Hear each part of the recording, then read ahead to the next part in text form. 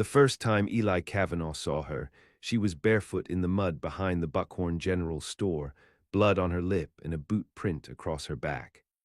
Her name was Ruthie Leclerc, and her husband had just sold her for $30, a rifle, and a bottle of sour mash. Eli didn't ask what she'd done to deserve it. He didn't believe in that kind of question. The sheriff stood nearby, uncomfortable in his own skin, scratching behind his ear like he wanted to vanish. He signed her over legal, the sheriff mumbled. Technically, he sold his claim on her upkeep, says she's barren, no good to him no more. Eli didn't speak. He looked at the woman on the ground. Mud clung to her hem like ash. She had a black eye, her lip was split, and a slow line of red worked its way down her temple, but she didn't cry. She stared at the ground like she was listening for something deeper than words. "You buying or not?" the sheriff added, glancing back toward the saloon where Ruthie's husband had stumbled off laughing. Someone got to take her.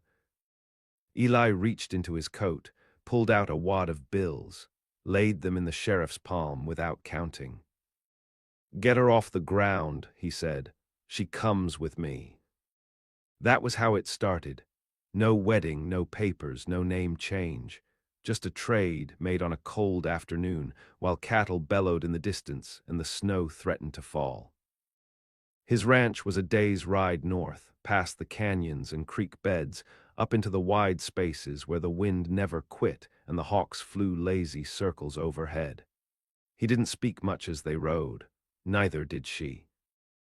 Ruthie clutched the wool blanket he'd given her, riding side saddle on a bay with tired eyes. She winced when the horse stumbled, but otherwise made no complaint. Eli studied her from the side. She was small but not fragile.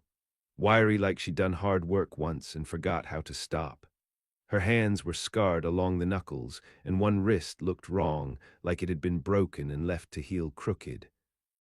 He didn't ask questions. He let the silence grow until it filled the spaces between hoofbeats. That night they reached the ranch. It wasn't grand, no mansion, just a main house, a barn, 2 bunkhouses, and a stretch of land that rolled into the foothills like an untamed thought.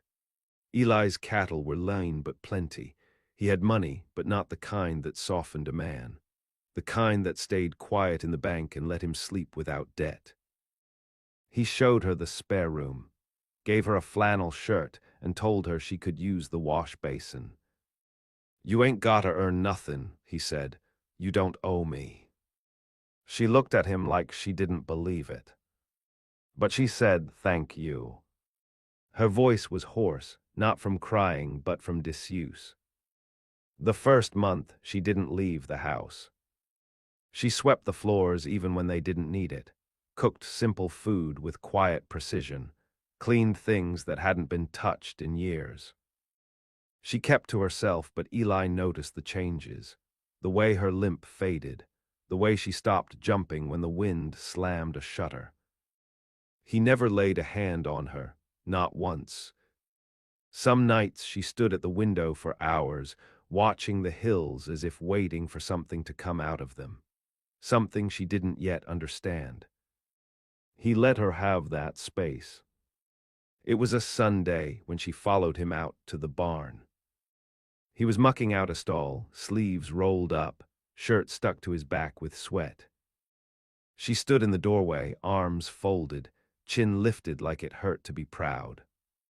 "I can help," she said. "I ain't broken." He didn't argue, just handed her a pitchfork.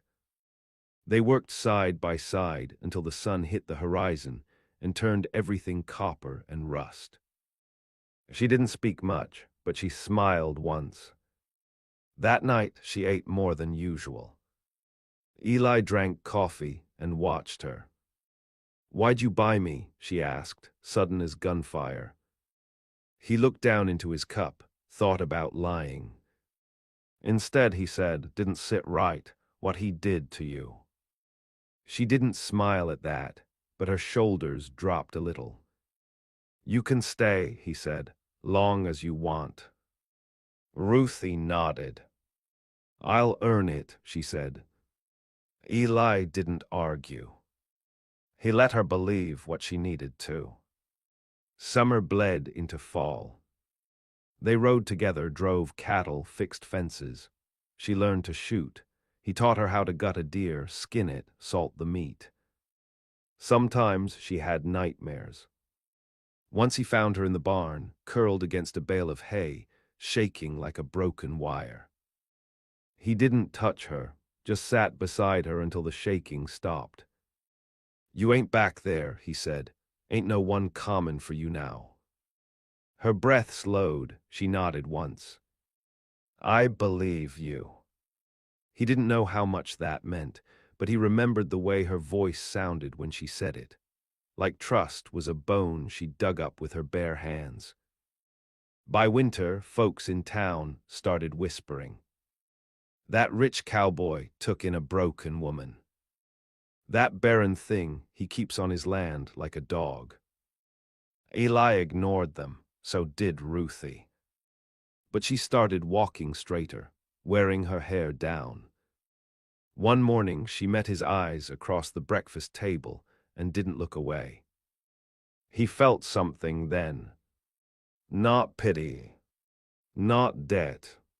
Something old and wounded and warm. He cleared his throat. You ever think of leaving? He asked. Not any more, she said. She didn't smile, but her hand brushed his when she passed him the coffee. It stayed there a little longer than it needed to. And neither of them moved. By the second winter, Ruthie had taken root. She knew the ranch better than most men who'd lived their lives on land. She could rope a steer, shoot a hawk out the sky, and gut a boar without flinching. But it wasn't skill that changed things. It was how quiet she got when she was thinking, how deliberate she moved, like every step was chosen, not taken. Eli noticed the men at the stock auction looking at her different now. Not like a cast-off, but like a mystery they hadn't earned. She still didn't speak much in town. She walked beside Eli when he went in for feed or salt, but her eyes stayed on the dust. She wasn't ashamed, just watchful. Inside, she'd changed. She kept a ledger now, tallied cattle births and fence breaks, ran the household with the calm of someone who'd stopped waiting for the world to get worse. But Eli knew some things didn't heal, they just stopped bleeding. It was February when her old life came clawing back. The man arrived late, drunk and loud, her husband. Not by law, but by bone. He rode into town bragging about what he'd done, boasting how he'd sold his woman for a rifle and hadn't missed her a day since. Said he heard the rich cowboy up north was keeping her like some stray pup. Said he'd come to collect what was his. He kicked in the saloon doors and waved a yellowed paper with her name on it. The sheriff didn't stop him. Too much whiskey and not enough backbone. That evening, Eli found Ruthie sitting on the porch rail, hands tight in her lap. She'd heard. Her eyes were hard, not scared, just cold. You want me to handle it? He asked. She didn't answer at first. Then she shook her head.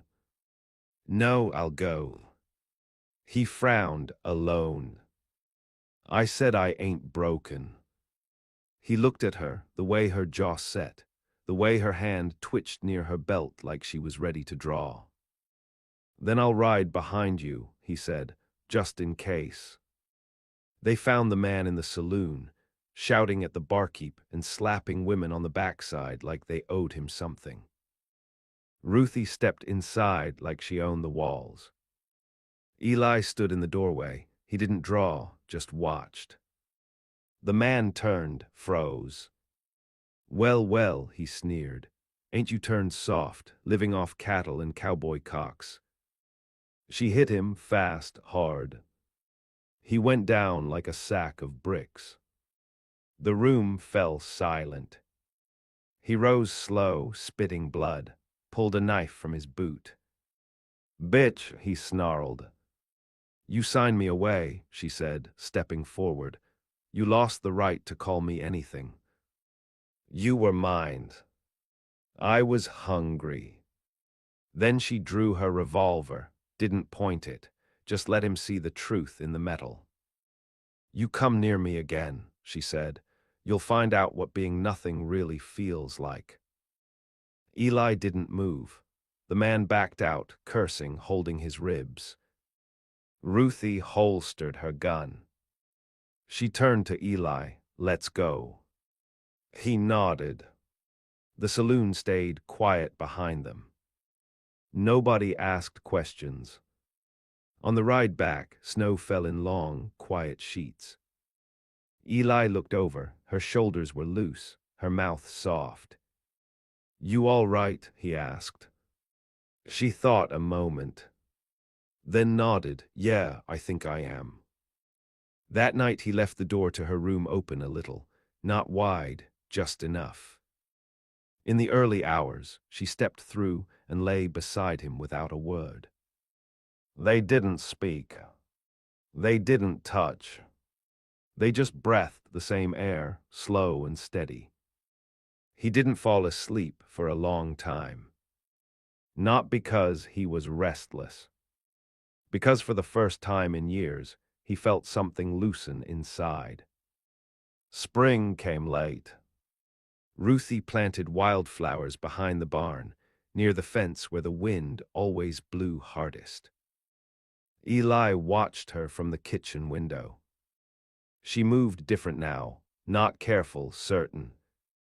When he came out to her, she was kneeling in the dirt, hair tied back, a smudge of earth on her cheek. You thinking of staying for good? He asked. I been here, she said.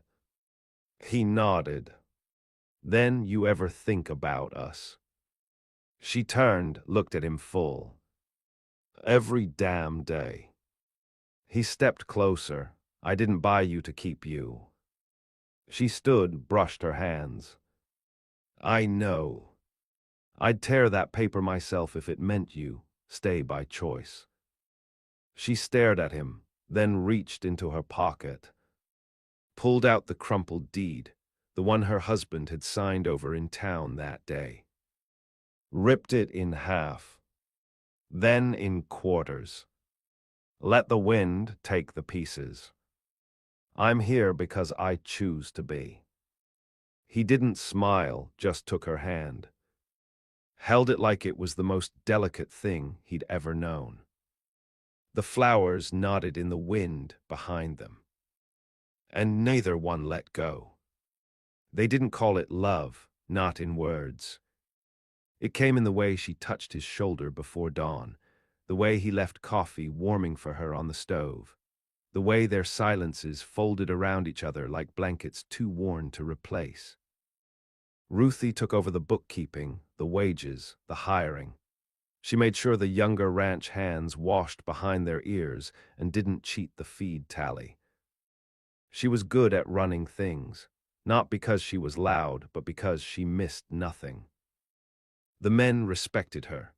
Even the older ones who'd once called her the bought woman now tipped their hats and said ma'am.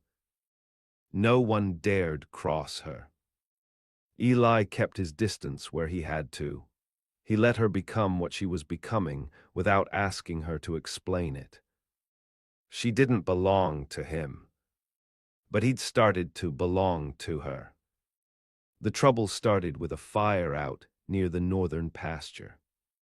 3 cattle burned alive, trapped against a fallen fence. Someone had cut the rails and left oil-soaked rags in the grass.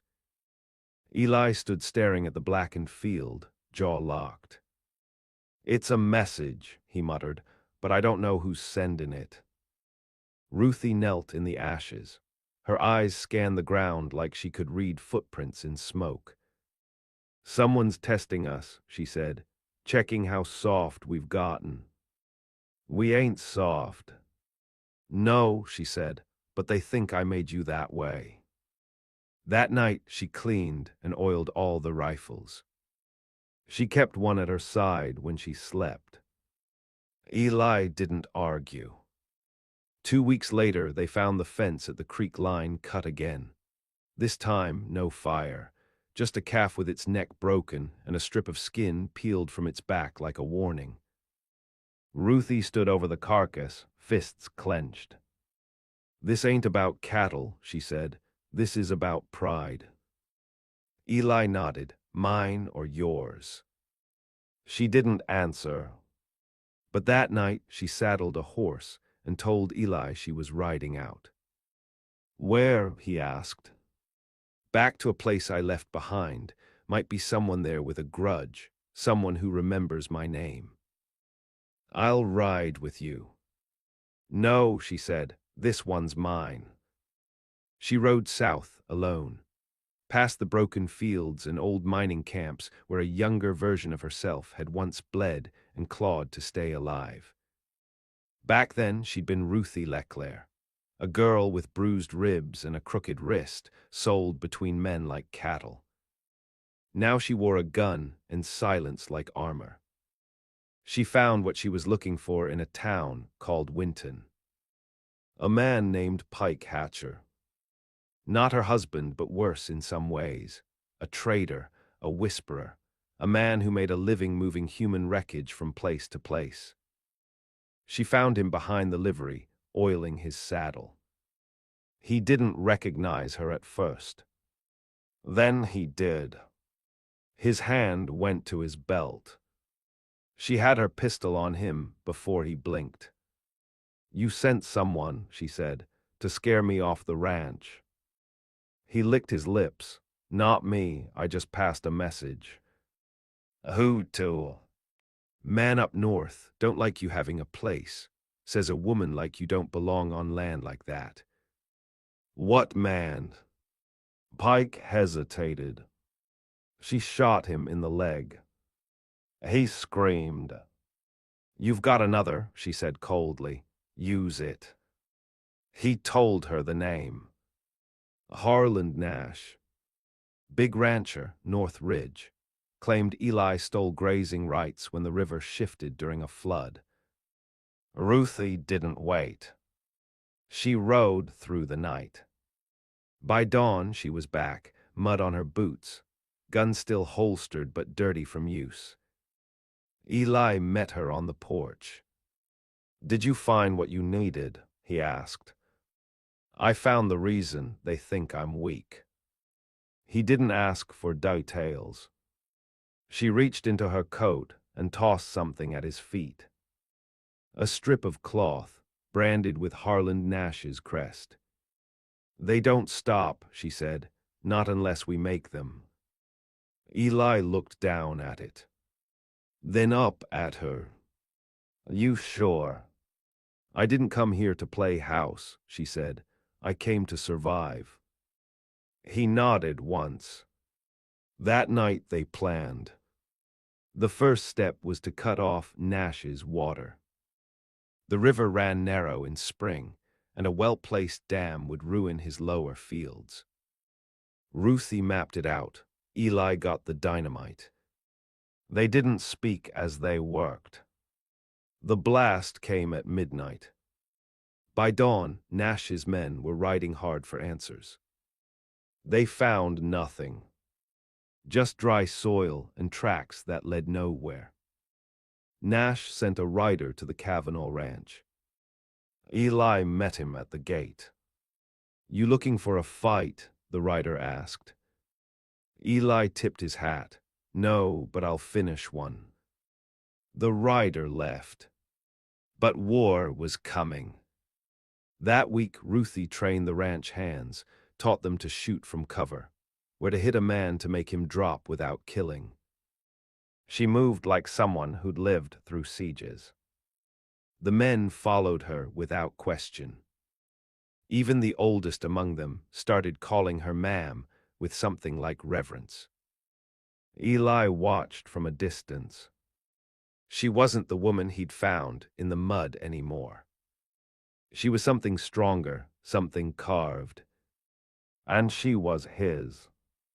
Not by purchase. By choice. The first bullet didn't come until dusk. It whined through the wind and cracked the weather vane clean off the barn. No warning, no rider on the ridge, just the sharp report of a long rifle echoing across the valley. The men ducked. Ruthie didn't flinch. She was already running, barking orders like a commander, hair flying loose from her braid. "Sniper on the south slope," she said. "High ground." Eli followed without hesitation, rifle in hand. They knew the land better than Nash ever would. He had numbers, but they had terrain and memory. She led him through the wash, up the shale cut where the horses couldn't follow. He saw it then, glint of metal between the scrub, the shooter. Ruthie raised her gun and fired once. The man tumbled, limbs loose, rifle still strapped to his chest. She didn't stop to check him. He's the start, not the end. The siege came 2 days later. 20 men on horseback, bandoliers, rifles, torches. Nash's brand on their saddles and the smug certainty of men who'd never lost a thing they didn't deserve. They stopped outside the gate, just past rifle range. Nash rode in the center, thick-necked and clean-shaven, with a white hat that looked wrong on him. Eli stepped out alone. Nash smiled. "You're sheltering a thief and a whore, Kavanaugh." "She's neither," Eli said. "Then she won't mind answering for what she's done." Eli shook his head. "You come through this gate, you'll answer for it." Nash leaned forward. "You gonna let a woman fight your war?" "I'm letting her finish it." A shot rang out. One of Nash's men screamed and fell from his horse, clutching his thigh. Ruthie stood on the porch behind Eli, rifle aimed, smoke curling from the barrel. Nash turned red. "You want to die over her," he snarled. Eli didn't move. "I already lived because of her. Dying don't scare me half as much as losing her." Nash spat. "Next time we come, we bring fire." They turned, riding off, but not far. They made camp in the hills. Ruthie watched the smoke rise from their fires that night and didn't blink once. She didn't sleep. She sat on the edge of the bed, oiling her revolver, checking every bullet. Eli came in slow. "You should rest. So should you." He sat beside her. "Do you regret it?" she asked quietly, "taking me in?" He stared at the floorboards. "Only that I didn't do it sooner." She swallowed, her hand reached for his and didn't let go. "I'll kill him if I have to," she said. "I need you to be all right with that." "I want you to live," he said, "whatever that costs." They fortified the ranch. Ruthie had the hands dig trenches near the north side, stack sandbags by the barn, lay iron spikes on the road leading in. She knew war like some women knew cooking. She didn't blink when she spoke of blood. The younger men watched her like she was more legend than flesh. But Eli saw the cracks. He saw the way she paused at night, standing in the barn too long. The way she pressed her palm against the colt's neck like she was grounding herself, like she was afraid if she stopped moving, she'd disappear again. She didn't say it, but he knew. Fighting this war meant stepping into the woman she once had to be, the one who learned to survive with nothing but her hands and silence. He hated it, hated that the world needed her sharp to stay safe. But he didn't stop her. The fire came the next night. Nash's men rode in under the new moon, quiet as wolves, flanking from the west where the creek line made a natural funnel. They tossed burning bottles into the hay store, tried to drive the cattle into chaos. But Ruthie had anticipated it. Men were waiting in the shadows. They lit the backfires, turned the cattle with flares, blocked the riders with buckshot and hard steel. Ruthie moved like a phantom. She took out 3 men herself, one with a clean neck shot. Another she dragged from a horse and hit with the butt of her rifle. She wasn't graceful, she was devastating. When dawn came, 5 of Nash's men were tied and bleeding. The rest fled. Nash himself was among them. She knew why. He was waiting, watching, saving himself for the last moment when it would hurt the most. 2 days passed, the ranch held. Ruthie sat on the porch, boots propped on the railing, bruised but calm. Eli joined her. "They'll come back," he said. "I'm counting on it. Why not run?" She turned to him. "Because if we run, we're just buying the next fight. If I leave this land, I go back to being a ghost, and I won't do that again." He nodded. "I want to marry you," he said. She blinked. "No papers, no priest, just you and me, and the earth under us." She stared at him like he'd bared his chest. "You don't need to save me," she said. "I'm not. I'm asking if you'll stay beside me while I save myself." She looked away, jaw tight. Then she stood, took a knife from her belt, cut a lock of her hair, handed it to him. "I do." They stood in the morning sun, hands dirty, faces tired. But they were whole. No crowd, no vows, just survival. And a promise forged in ash. The final confrontation came not with thunder, but with silence. 3 nights after Ruthie and Eli bound themselves without witness, the wind died, the birds vanished from the trees, and the dogs refused to bark. Eli stood at the barn door, rifle in hand, as the horizon held a darkness that was too still to be night. Ruthie came up behind him, her breath calm, boots laced, revolver at her hip, and that knife, the same one she'd used to cut her hair for him, strapped at the back of her belt. "Nash is coming," she said. Eli nodded. This wasn't about cattle or water or even land. This was the last gasp of a man who couldn't understand how a woman he'd dismissed had risen, stayed, and ruled. They came on foot this time. 6 men, Nash among them, walking with the certainty of snakes through the long grass, their spurs quieted, their mouths tight. Ruthie and Eli met them at the eastern fence line. No ambush, no backup. Nash stood 10 feet away. His coat flapped once in the breeze, then hung still. "You got no claim," Eli said. "I don't want a claim," Nash answered. "I want her dead." Ruthie stepped forward, then draw. Nash looked past her to Eli. "You let her speak for you now." "She speaks for herself," Eli said. "Always has."